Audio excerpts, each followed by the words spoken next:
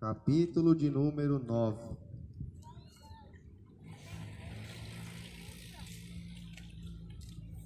Diz assim: Ora, Glória a Deus. quanto à assistência a favor dos santos, é desnecessário escrever-vos, porque bem reconheço a vossa presteza, da qual me glorio junto aos macedônios, dizendo que a Acaia está preparada desde o ano passado, e o vosso zelo tem estimulado a muitíssimo. Contudo, enviei os irmãos para que o nosso louvor e a vosso respeito nesse particular não se desminta, a fim de que, como venho dizendo, estivesseis preparados, para que, caso algum macedônio forem comigo e vos encontrem despercebidos, não fiquemos nos envergonhados, para não dizer vós, quanto a esta confiança, portanto, julguei conveniente recomendar aos irmãos que me precedessem entre vós e preparassem de antemão a vossa dádiva já anunciada, para que esteja pronta como expressão de generosidade e não de avareza. E isto afirmo: aquele que semeia pouco, pouco também ceifará. E o que semeia com fartura também ceifará. Glória a Deus.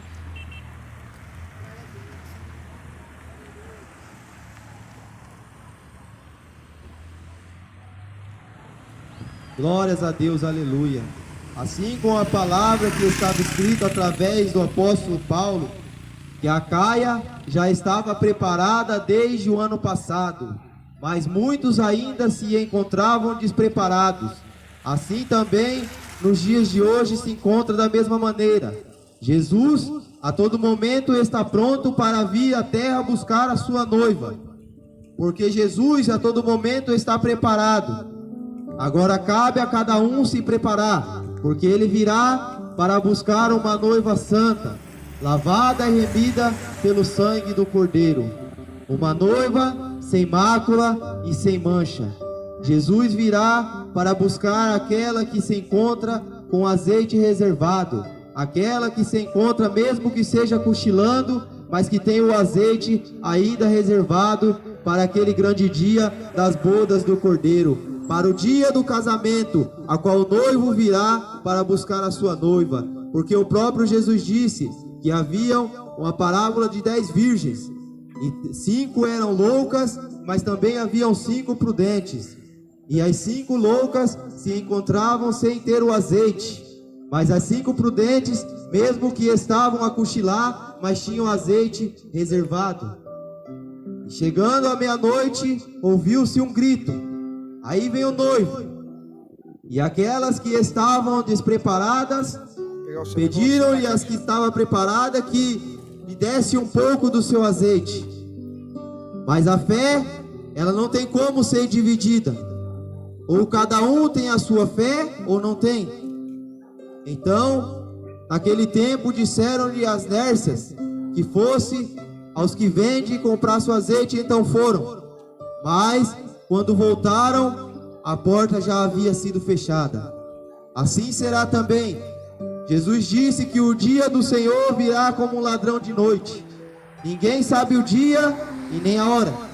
Por isso, devemos estar preparados a todo momento, a todo dia, a todo milésimo e a todo segundo. Porque pode ser hoje e também pode ser amanhã a vinda do esposo. Mas também ele pode voltar no particular para mim ou para você. Porque se a morte passar pela minha casa hoje, Jesus voltou para mim. E o que eu tenho preparado para aquele grande dia? Cada um receberá segundo as suas obras. Porque está escrito: o que semeia pouco, pouco também ceifará. Mas o que a semeia com abundância, a ceifará com fartura. O que eu tenho semeado? A minha confiança está em Deus, em Jesus Cristo, ou está nos homens? porque muitos confiam na sua força do braço, muitos confiam nas suas habilidades, e muitos confiam até mesmo em outros homens, em amigos. Mas eu vos digo, não confie, porque o próprio Deus disse que maldito o homem que confia no homem. Porque se aquele homem que se encontrava ali no tanque chamado Betesda, ele tivesse confiando no homem, nunca ele haveria de ser curado. Porque mesmo ele estando à beira do tanque, mas todas as vezes que o tanque era agitado, outro passava na frente dele, mas os próprios seus amigos, vendo ele caído ali, paralítico, não tinham coragem de pegá-lo e ao menos jogá-lo dentro do tanque. Se o próprio Jesus não passasse por ali e falasse para ele se ele queria cura, e ele assim fosse curado através do próprio Jesus, nunca ele seria curado, porque ali a Bíblia diz que já estava há 38 anos padecendo paraplégico, e muitos passavam por ali na frente dele, mas não tinham coragem de pegá-lo e jogá-lo no tanque para que fosse curado. Porque o ser humano é assim. O ser humano, em sua própria concupiscência, ele não quer ver o bem do próximo, porque o ser humano é invejoso, é cobiçoso, o ser humano é avarento, o ser humano fugiu daquilo que é sagrado, e desde aquele tempo podemos ver que o ser humano é sem misericórdia, porque o ser humano fosse misericordioso, pegaria aquele homem coxo, a qual já estava ao lado do tanque, a qual um anjo curado, mas não tiveram misericórdia daquele homem. Assim também é nos dias de hoje. Em quem você tem botado a sua confiança? No Deus vivo, a qual criou os céus e a terra? Ou no Deus morto desse século, que só te oferece a luxúria, o dinheiro e a avareza? Que te oferece a cachaça, a cerveja, que te oferece a prostituição, que te oferece a balada e as drogas. Jesus veio para lhe oferecer um caminho de paz. Jesus veio para curar as suas enfermidades. Jesus veio para que você volte àquele primeiro amor, aquela primeira fidelidade a Deus. Porque o seu amigo, ele não pode te oferecer a salvação da sua alma. Assim como aquele homem, tudo que ele precisava era cair no tanque. Quando o anjo agitasse aquele tanque de Betesda, e ele seria certamente curado. Mas ninguém, durante 38 anos, teve a coragem de pegar aquele homem e jogá-lo no tanque para que ele fosse curado. Porque o seu amigo, ele não quer a sua cura, mas ele quer a sua desgraça.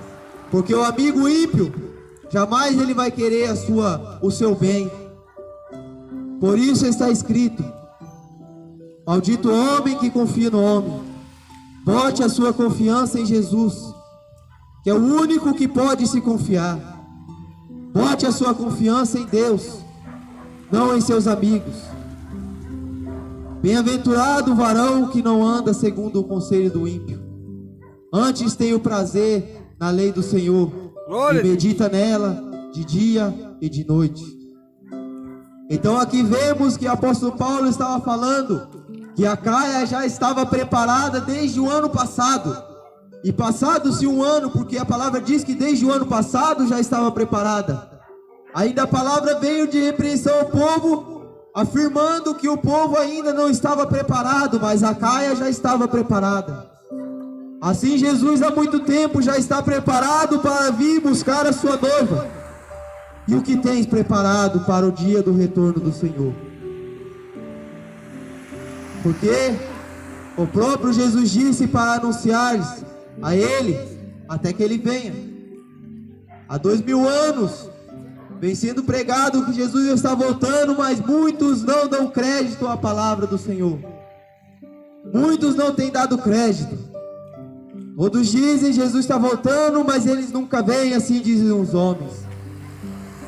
Mas eu, porém, vos digo: se você morrer hoje, Ele voltou para você. Porque assim como foi visto no Calvário, Dimas reconhecendo que Jesus era Senhor, naquele dia, Jesus voltou para ele, porque foi levado à cidade santa.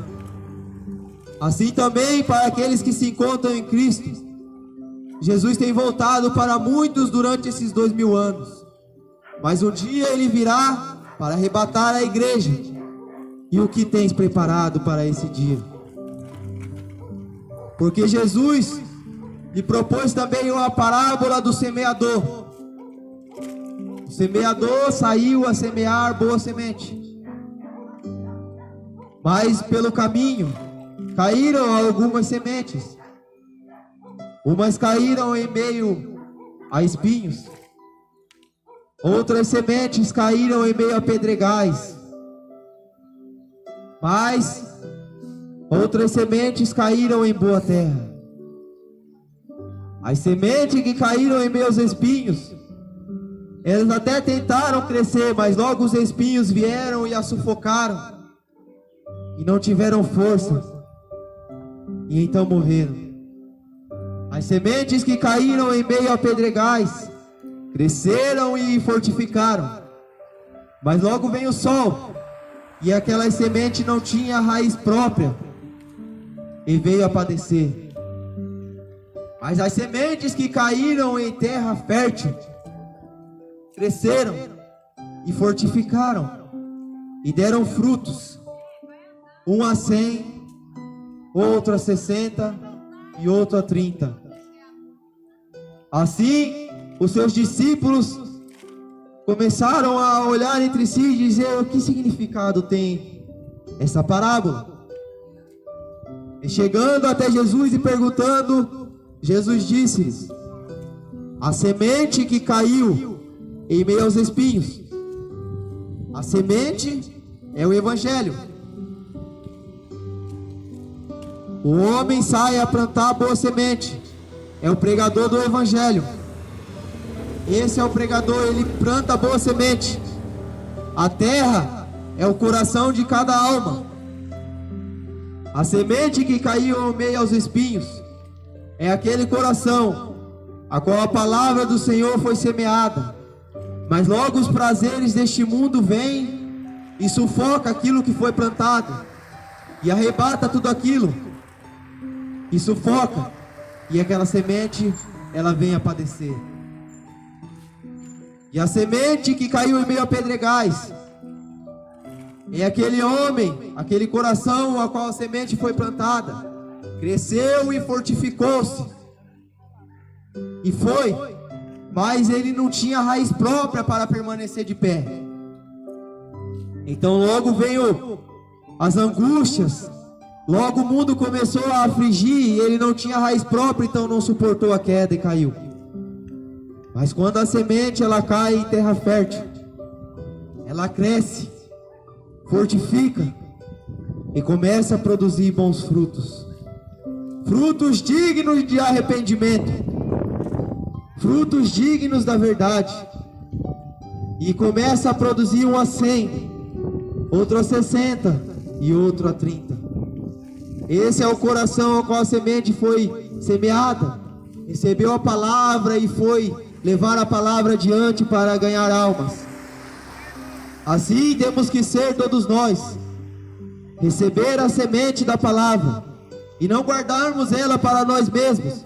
Porque que fruto dará essa semente se nós guardarmos elas para nós mesmos?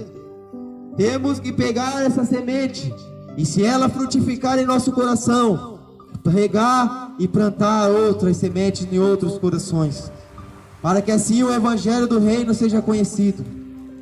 Porque Jesus disse que o último dos sinais que está escrito em Mateus 24, o Evangelho do Reino será pregado por todo o mundo, e então virá o fim. E qual é esse Evangelho? Se o Evangelho do Reino fosse pregado, que Deus só quer o coração, eu creio que todos já conhecem. Jesus não veio, porque esse não é o Evangelho do Reino. A verdade tem que ser manifesta na terra dos viventes para que venha o fim. O Evangelho do Reino tem que ser pregado a toda criatura. A verdadeira santificação do Senhor, a qual Ele disse: todo o corpo, alma e espírito sejam preservados plenamente santos até a minha volta.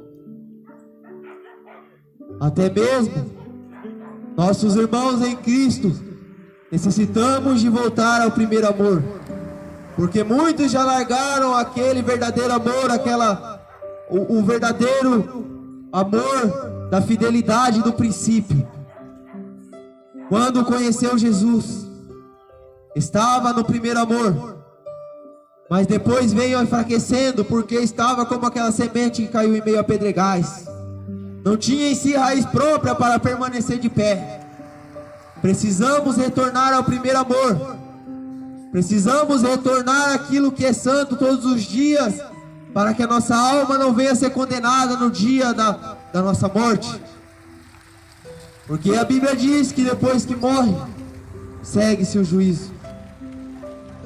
Paulo escreveu dizendo, em suas cartas em 1 Coríntios, se eu não me engano, capítulo 6: tudo me é lícito, mas nem tudo me convém. Tudo a mim é lícito, mas não me deixarei me corromper por nenhuma dessas coisas. Porque o mundo ele te oferece muitas coisas agradáveis de se ver, de se ouvir, ou até mesmo de se falar. Mas Jesus tem o poder de lhe oferecer a vida eterna. Glória a Deus. Jesus tem o poder de oferecer uma vida a qual o mundo não lhe oferece. Porque se você estiver andando segundo o caminho do mundo e a morte te encontrar, ela pode te levar. Mas podemos ver através do apóstolo Paulo e através de João, que até a morte veio a procurá-lo, mas não a encontrou, porque ele estava em Cristo. Porque o próprio João, quando ele estava a pregar o Evangelho, e os reis da terra não aceitavam, então tentaram o matar, mas não conseguiram. Lançaram João em um caldeirão de azeite fervendo, e João caindo ali, olharam e viram que João não morreu. João se levantando, temeram muito. Então o rei, para que aquele dia fosse esquecido, mandou os seus servos que tirassem a João dali e levássemos e largasse na ilha chamada Pátimos, aonde João recebeu a revelação do Apocalipse. Também o apóstolo Paulo sofreu, foi apedrejado, e saindo aquela multidão dali, pensando a qual que ele já estava morto, Paulo sacudiu a poeira, levantou-se e foi novamente para pregar o Evangelho.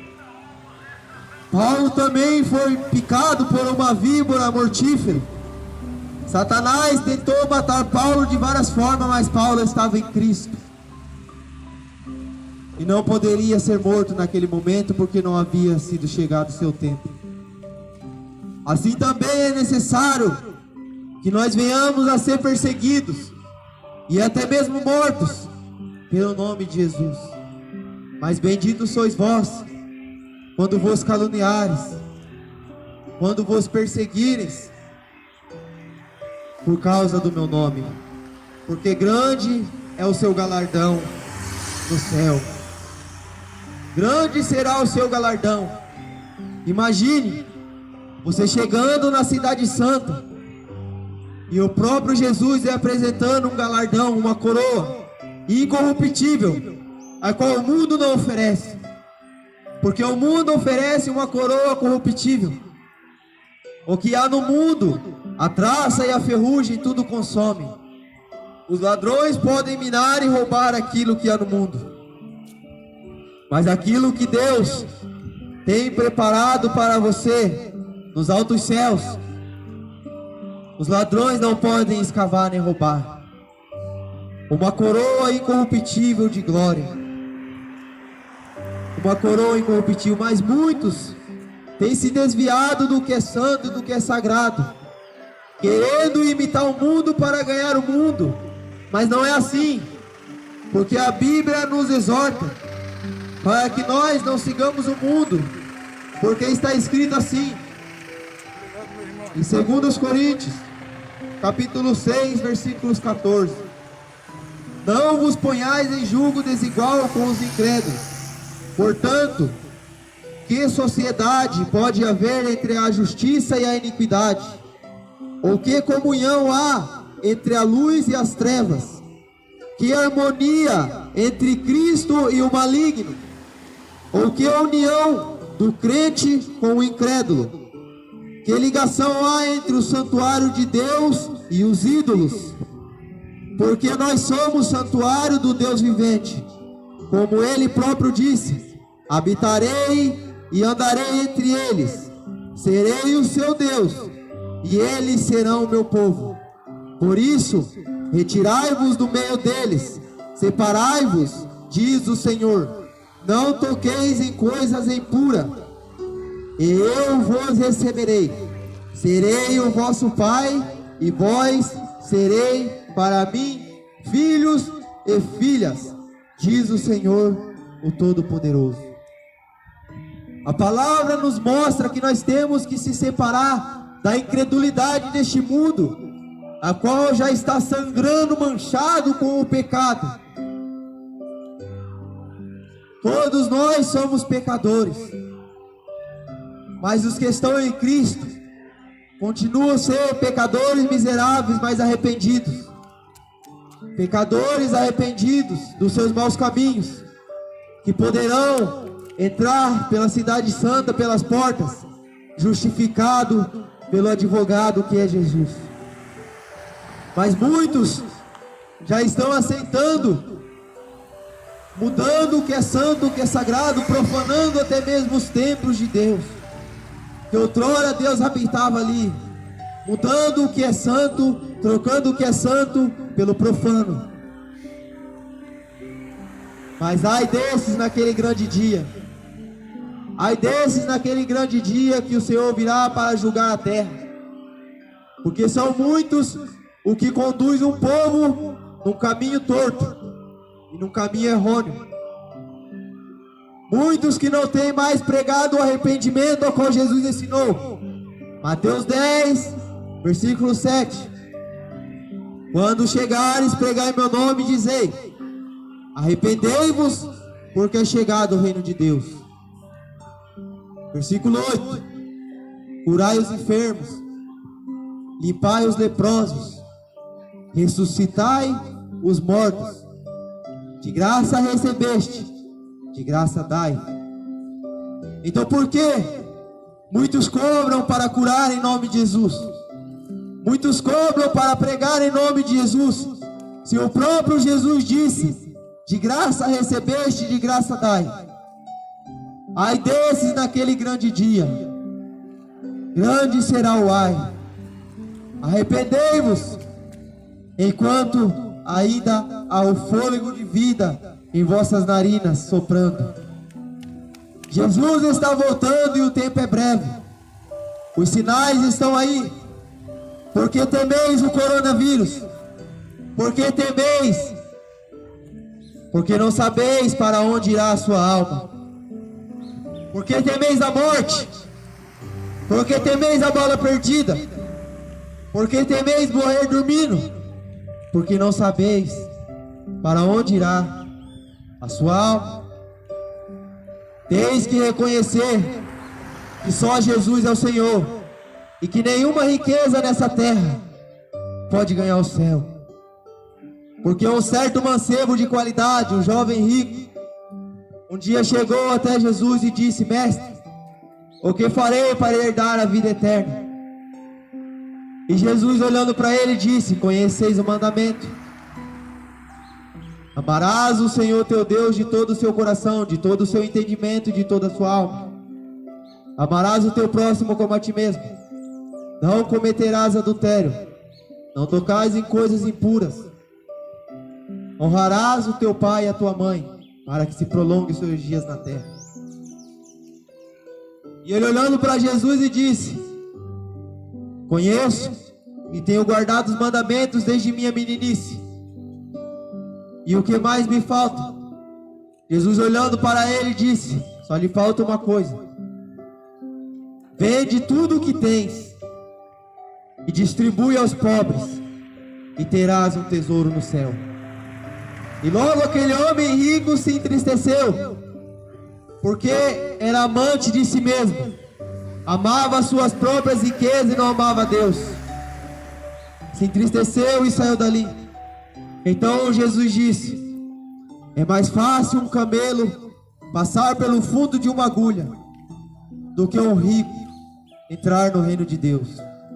Porque são muitos os que estão apegados com a terra, com seus bens materiais.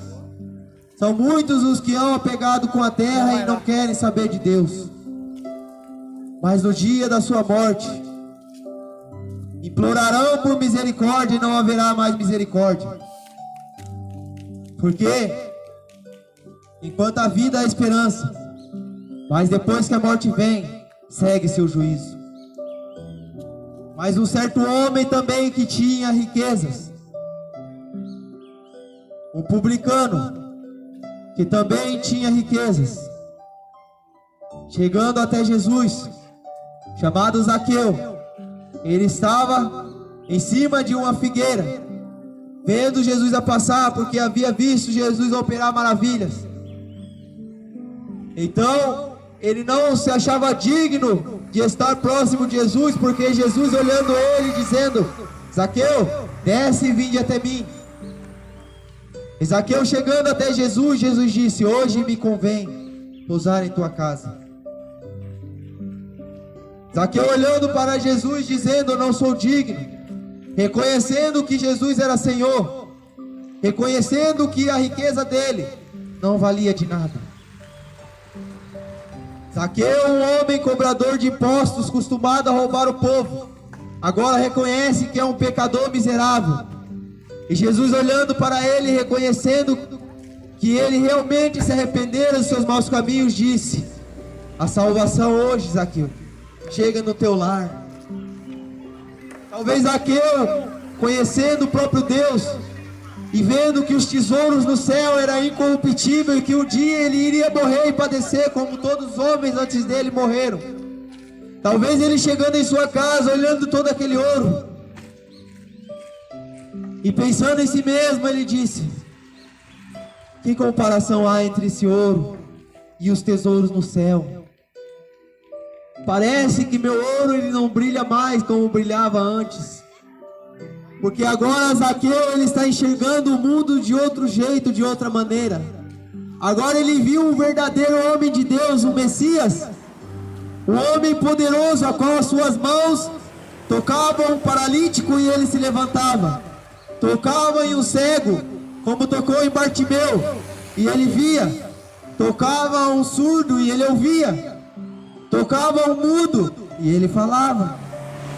E Zaqueu, olhando tudo aquilo, viu que seu tesouro não era nada comparado aos tesouros do céu. Então Zaqueu, ele se humilhou e ele ganhou a salvação. Assim também nos dias de hoje, se o homem se arrepender e se humilhar, encontrará descanso para a sua alma, porque nem todo tesouro neste mundo, ainda que o homem ganhe o mundo inteiro, mas não pode comprar a salvação da sua alma. Não pode comprar. Você pode comprar o mundo inteiro, mas não pode comprar a salvação, porque está escrito: o homem pode ganhar o mundo inteiro, mas perderá a sua alma. Jesus disse: vinde a mim todos que se encontram cansados e sobrecarregados, e eu vos aliviarei. Tomarei sobre mim o vosso jugo. Aprendei de mim, que sou manso, e o meu fardo é leve. Tomará todas as suas dores e todas as suas enfermidades, porque o mundo tem te tacado uma opressão. Ainda que você finja estar feliz, mas não está, porque todos os dias, quando vai reclinar sua cabeça sobre o travesseiro, vem aquela depressão, e o mundo começa a te acusar, e você começa a pensar: quem sou eu? E o que estou fazendo neste mundo?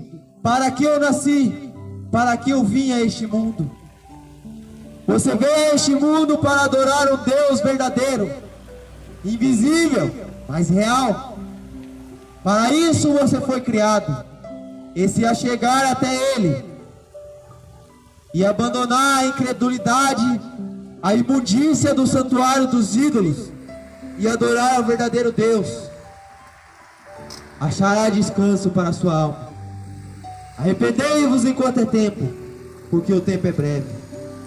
Fique com essa palavra em vossos corações. Vinde até Jesus, e encontrará descanso para a sua alma, e encontrará a verdadeira paz, a qual o mundo não pode oferecer, e somente Ele.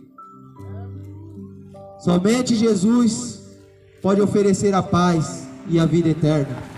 Ele disse: eu sou o caminho, a verdade e a vida, e ninguém vem ao Pai senão por mim. Fique com essa palavra, e que Deus venha abençoar o lar de cada um nessa manhã. E eu agradeço a minha oportunidade, e glória seja dada ao Senhor Jesus.